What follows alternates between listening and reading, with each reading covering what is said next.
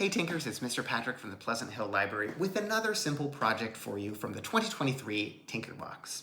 Now, this one is by far the simplest project in the entire kit, the Oloid. It's just going to take us a couple seconds to snap it together, but I think you'll find it's something that you'll need to take some time to think about.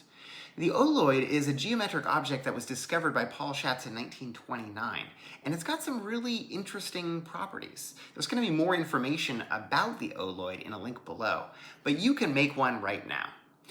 Technically, this is not a perfect Oloid. There are certain sort of dimensions that aren't quite here in this version of it. But what I'm going to ask you to do is take these two cogs and fit them together at 90-degree angles, like that.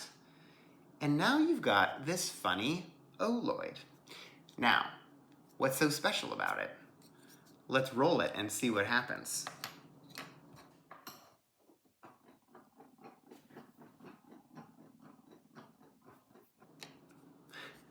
Pretty funny, right? I was really surprised when I first tried that out. You think about something like a ball rolling, right? Where the outer surface is touching the table. But the Oloid rolls in a very different way, doesn't it?